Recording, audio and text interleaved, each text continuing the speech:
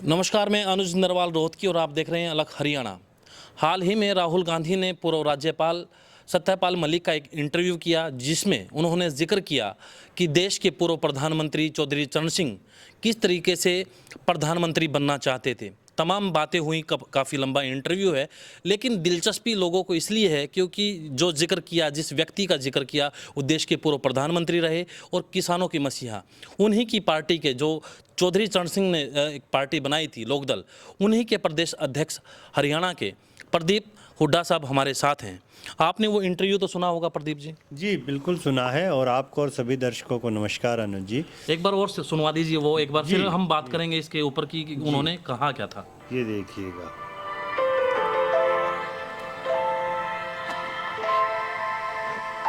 तो आप कब से हैं राजनीति में? मैं राजनीति में स्टूडेंट लाइफ से हूँ, क्योंकि मैं अपनी यूनिवर्सिटी में प्रेसिडेंट था ट्वाइस। और जिस साल में यूनिवर्सिटी छोड़ रहा था तभी मुझे चरण सिंह जी ने बुलाया, और चरण सिंह जी के तब 30 MLA छोड़ गए थे। किस साल की बात है? ये दैट इज 1973। तो उन्होंने कहा सतपाल देखो बेईमान, मैंने पार्टी बनाई थी किसानों की, मुझे छोड़ दिया। मेरा हाथ पकड़ के उन्होंने बड़ा इमोशनल होकर कहा कि तुम इस पार्टी को संभालो, किसानों की पार्टी है, और किसी से बात मत करो। अभी जाके मेरी मीटिंग है शाम को 5 बजे जिम खाना में, उससे पहले अनाउंस कर दो तुम मेरे साथ हो, और किसी से मत मशवरा। जैसे उन्होंने कहा था वैसे ही किया, और नेक्स्ट डे आ गया कि मैं उनके साथ हूँ। उन्होंने सारी पार्टी मुझे सौंप दी, जनरल सेक्रेटरी बना दिया। उसके बाद उन्होंने MLA लड़ाया, तो मैं 26 साल की उम्र में 74 में MLA हो गया। फिर राज्यसभा का मेंबर हुआ, 2 बार लोकसभा का हुआ, मिनिस्टर हुआ, और अब गवर्नर हुआ। तो तब से लड़ाई झगड़ा कुछ ना कुछ चलता रहता है, बट होल टाइम पॉलिटिक्स में आ गया। फिर प्रैक्टिस वगैरह नहीं कर पाया। तो कैसे थे वो चरण सिंह? चरण सिंह जी वो अच्छे थे। उनकी दिक्कत क्या थी कि उनको किसी भी तरह प्राइम मिनिस्टर बनने का एक सपना देखते थे वो। तो उसमें उन्होंने इधर उधर किया, और वो कल्चर्ड, ईमानदार और बहुत स्वीट आदमी थे। बट ये मतलब हमारे जो पॉलिटिशियंस है, काफी लोगों को ये हो जाती है कि बस इंटरव्यू तो बड़ा है, लेकिन दर्शकों ने भी सुना कि क्या उन्होंने कहा कि हाथ पकड़ के उनको कहा कि ऐसे हालात हो गए थे क्या? बिल्कुल गलत बात बोली है सत्यपाल मलिक जी ने। शायद वो अपना मानसिक संतुलन खो बैठे हैं, लेकिन दोनों ही बातें बोल रहे हैं। आपने अभी सुना, मैंने भी सुना कि पहली बार उनको विधायक बनाने वाले चौधरी चरण सिंह थे, और इन्होंने जब राजनीति शुरू की उससे पहले चौधरी साहब मुख्यमंत्री रह चुके थे हिंदुस्तान के सबसे बड़े प्रदेश के। राजनीति में उनका बहुत बड़ा कद था, और इन्होंने अपने कैरियर की शुरुआत उनके साथ की थी। उन्होंने हमेशा गरीब किसान मजदूर के बच्चों को आगे बढ़ाया था, इसलिए वो इनको भी राजनीति में लेके आए। ये लेकिन तो कह रहे हैं कि इन्होंने ही संभाल लिया, फिर उनके तो हालात खराब थे, 30 MLA भाग गए थे। कहाँ थे उनके? तो वो उन महान हस्तियों में थे जो स्वर्ग सिधार के बाद भी उनके नाम से हरियाणा में 90 में से 85 सीटें आई थी। लोकदल ने हरियाणा में मुख्यमंत्री 87 की बात कर रहे हैं। 1987 की, जी, चौधरी साहब के देहांत के बाद, उनके बाद भी उनके नाम से लोकदल वो चीज़ थी, चौधरी साहब वो चीज़ थे। और 2 व्यक्ति, 2 प्रधानमंत्री इस देश के, चाहे चौधरी साहब कहें, चौधरी चरण सिंह जी और लाल बहादुर शास्त्री जी, ये वह 2 प्रधानमंत्री रहे हैं जो बेदाग रहे हैं, जिनके ऊपर आज तक विपक्ष भी दाग नहीं लगा पाया। आज सत्यपाल मलिक जी कह रहे हैं उस वक्त इंदिरा गांधी होती थी, लीडर ऑफ अपोजिशन, विपक्ष की नेता, कांग्रेस की देश की प्रधानमंत्री, उन्होंने भी कभी उनके ऊपर दाग नहीं लगाया। ये वो छवि है जो बिल्कुल बेदाग रही है, ईमानदार रही है। इस देश में अगर प्रधानमंत्री पद को किसी ने छोड़ा है तो वो चौधरी साहब थे। 6 महीने तक वो कार्यवाहक प्रधानमंत्री रहे, अकेले प्रधानमंत्री हैं जो कभी सदन में नहीं गए, लोकसभा में नहीं गए।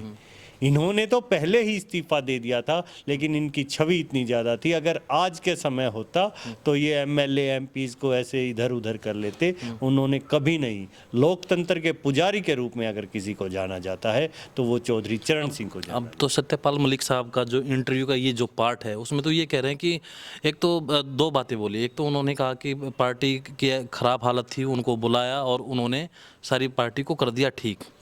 दूसरा ये कह रहे कि प्रधानमंत्री के लिए वो इधर उधर कुछ भी कर सकते थे, वो अंदर था उनके कि प्रधानमंत्री बनना ही बनना है।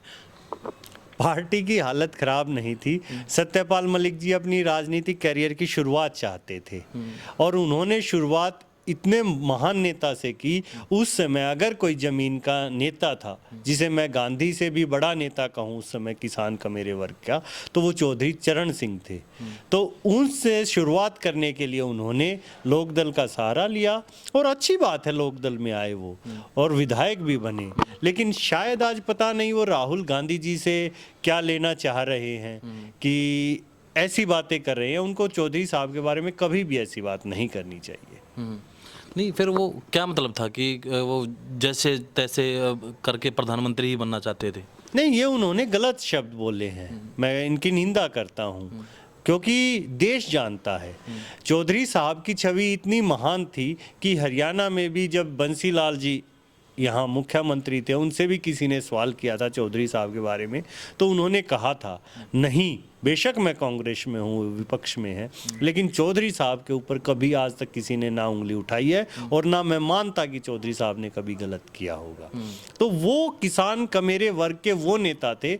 आज भी मैंने आपने अभी जिक्र किया था आजमगढ़, मऊ, उत्तर प्रदेश में, वहाँ लोग उनको पूजते हैं।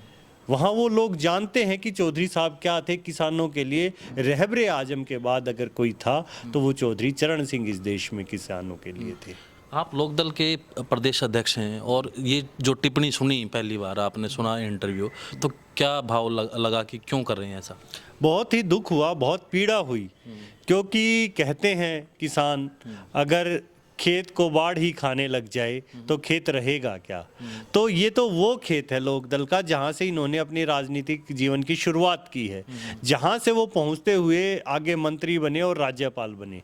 यहाँ तक लेके आने में चौधरी साहब का बहुत बड़ा हाथ है, क्योंकि अगर बड़ी पार्टियों को छोड़ दें तो चौधरी साहब ने जो लोकदल बनाई थी वो इसलिए बनाई थी कि देश के किसान का मेरे वर्ग का बच्चा आगे आ सके, और उसी वजह से इनको आगे लाया गया था कि आप आइए और आप आइए। उन्होंने देश के लिए प्लेटफॉर्म दिया था। कितने बड़े नेता उन्होंने देश को दिए हैं। हरियाणा में आप चौधरी देवीलाल जो प्रधानमंत्री तक रहे, वो कहाँ से आए थे? चौधरी साहब लेकर आए थे। किसान पृष्ठभूमि के नेता थे। चौधरी साहब के तो लगाए हुए पौधे आज तक फल दे रहे हैं। आप देखिए। फिर ऐसी मजबूरी क्या है कि ऐसा क्यों कह रही हैं? फिर मैं इसके बारे में कोई टिप्पणी नहीं करूंगा। ये उनका मानसिक संतुलन कहूं या मैं क्या कहूं, बहुत ही गलत है। लेकिन हाँ, इस बात की निंदा मैं जरूर करूंगा क्योंकि ये उन्होंने कैमरे पे सफ़ेद झूठ बोला है। कोई भी व्यक्ति इस बात को प्रूव नहीं कर सकता, इंक्लूडिंग राहुल गांधी भी ये नहीं मान सकते कि चौधरी साहब ने ऐसा किया होगा। तो कुल मिला के वही मैं समझना चाह रहा था कि इस तरीके के उन्होंने स्ट्रेस दे के बात की कि वो उनमें था ये कि प्रधानमंत्री तो वो हर हाल में बनना चाहते थे, और इतना हालात ख़राब हो गई कि उनके पास आए और कहा कि सत्यपाल नोला पार्टी को ठीक करो, ज़रूरत है। अगर वो बनना चाहते तो बड़े आराम से बन सकते थे। शायद उनको बता दूं, राहुल गांधी की दादी जी जो थी इंदिरा गांधी जी, उन्होंने कहा था उनसे, वो चौधरी साहब को अंकल जी कहती थी और चौधरी साहब उन्हें बहन जी कहते थे। उन्होंने कहा था, अंकल जी आपके कल वहाँ पर लोकसभा में वोट ऑफ कॉन्फिडेंस है, वहाँ लोकसभा में प्रस्ताव है, तो आप उसके लिए बताइएगा जो मैं कर सकूँ। तो उन्होंने कहा था नहीं। वो तुरंत ही अपनी गाड़ी निकलवाई और तुरंत राष्ट्रपति भवन पहुंचे थे और उन्होंने अपना इस्तीफा लिखा था। राष्ट्रपति जी ने भी कहा था कि आप चौधरी साहब, अरे कल है बहुमत का सदन में बहुमत प्रस्ताव, तो कल है, आप आज ही क्यों आगे। उन्होंने उनसे कहा था, मैं लोकतंत्र का पुजारी हूँ, मैं ऐसे नहीं चाहता, मैं देश को धोखा देना नहीं चाहता, और ये रहा मेरा रेजिग्नेशन उन्होंने दिया था। तब राष्ट्रपति जी ने भी ये कहा था, अरे चौधरी साहब अभी तो 6 महीने तक मेरी पावर्स हैं, सभी है, आप कल का इंतजार तो कीजिए। बोले नहीं, मैं कठपुतली बन के देश के लिए काम नहीं कर सकता, मैं इस देश के किसान का मेरे वर्ग का नेता हूं और ईमानदारी से अपना काम करूंगा। और 6 महीने तक वो प्रधानमंत्री रहे, इस देश के कार्यवाहक प्रधानमंत्री रहे, लेकिन वो सदन में नहीं गए। उनके ऊपर तो ये सारी चीजें लिखी हुई हैं। इस देश का प्रधानमंत्री चाहते तो खुद इंदिरा जी उन्हें बनाना चाह रही थी, वो कह रही थी जैसे बहुमत के लिए सिद्ध हो तो कांग्रेस बाहर से समर्थन देने के लिए तैयार थी, लेकिन उन्होंने समर्थन नहीं लिया क्योंकि वो देश के किसानों के नेता थे और उन्हीं का ये बनाया हुआ जो रेजोल्यूशन था जो आज शायद हिंदुस्तान और पाकिस्तान में भी चल रहा है, जो जमीन अधिग्रहण कानून चौधरी छोटू राम जी ने पंजाब में लागू किया था, उसको डिज़ाइन करने वाले चौधरी चरण सिंह थे। बहुत बड़े अर्थशास्त्री थे। जब सत्यपाल मलिक जी तो विधायक भी नहीं बने थे, वो एक बड़े प्रदेश के मुख्यमंत्री रह चुके थे। और नहीं, इनमें दो बातें हो गई ना इसमें कि एक तो ये कहा कि खुद ही आपने कहा कि उन्होंने एक दिन पहले ही जाके राष्ट्रपति को अपना इस्तीफा दे दिया। बिल्कुल। तो इसका मतलब तो ये हुआ कि वो बनना तो नहीं चाह रहे थे इसका। ना, बिल्कुल भी नहीं। वो चाह रहे थे किसान कमेरे की लड़ाई। जमीन के नेता थे। लोकतांत्रिक तरीके से बनना चाह रहे होंगे। अरे मैं कैमरे के सामने कह रहा हूँ, इस देश में गांधी से बड़े नेता चौधरी चरण सिंह थे। गांधी भी कभी सांसद नहीं बने, गांधी ने भी कभी प्रधानमंत्री पद की लालसा नहीं की। अरे चौधरी साहब तो आज भी किसानों की रग रग में है। चौधरी साहब की आत्मा आज भी किसानों के लिए, चौधरी चरण सिंह और चौधरी छोटूराम आज भी हम उन्हें भगवान मानते हैं। आप किसी भी किसान से जाके पूछ लीजिए, उन्होंने हमेशा कॉरपोरेट के खिलाफ लड़ाई लड़ी। आज आपको एक और बात बता देता हूँ, वो चुनाव कैसे लड़ते थे। किसान उस समय चौधरी साहब के लिए जमीन का एक अलग हिस्सा बोता था। चौधरी साहब ने कभी कॉरपोरेट से चंदा नहीं लिया।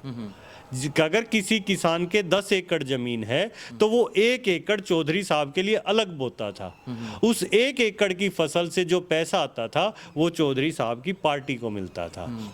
किसान पहले ही कह देता था ये कि जो खेत है ये चौधरी साहब का खेत है, मैंने चौधरी साहब के लिए बोया है। तो वो तो नेता ही बहुत बड़े थे, बहुत विरले नेता थे। ऐसे नेता आज इस देश को सच में ज़रूरत है। अगर आज देश में चौधरी चरण सिंह जैसे नेता होते तो ये जो किसान आंदोलन हुआ ये नहीं होता, ये 750 किसान शहीद नहीं होते। इंटरव्यू को आए हुए 2 से 3 दिन हो गए हैं, लेकिन इसके ऊपर चाहे राष्ट्रीय जनता दल की तरफ से इस तरह की कोई टिप्पणी नहीं आई है या कोई और किसान नेता हैं वो भी चुप हैं, तो वजह समझ नहीं आ रही। क्योंकि आज देश में 2 ही पार्टियां चल रही हैं, एनडीए और इंडिया गठबंधन। तो हो सकता है उनकी कुछ इंडिया गठबंधन की मजबूरियां हो सकता है उसी के तहत जानबूझकर सत्यपाल मलिक जी ने ये कहा हो, वरना जो उन्होंने देखा है, जो अनुभव किया है, वो हर चीज़ डॉक्यूमेंटेड है। आप प्रधानमंत्री कार्यालय में देख सकते हैं, राष्ट्रपति भवन में उनकी तारीख देख सकते हैं इस्तीफों की, हर चीज़ तो सामने है, कोई चीज़ झूठ थोड़ी है। तो ये पता नहीं इंडिया गठबंधन में रहने की कुछ मजबूरियां है या क्या है, वो तो वही जानते हैं। मैं उसके बारे में कोई टिप्पणी नहीं करूंगा। लेकिन हाँ, देश के प्रधानमंत्री, पूर्व प्रधानमंत्री, हमारे सबके प्रिय चौधरी चरण सिंह जी आज भी किसानों के दिलों पर राज करते हैं। कुल मिला के ये बात है कि आपने भी इंटरव्यू सुना और प्रदीप हुड्डा जी की भी बात सुनी, तो आपको क्या लगता है कमेंट बॉक्स में लिखें। नमस्कार।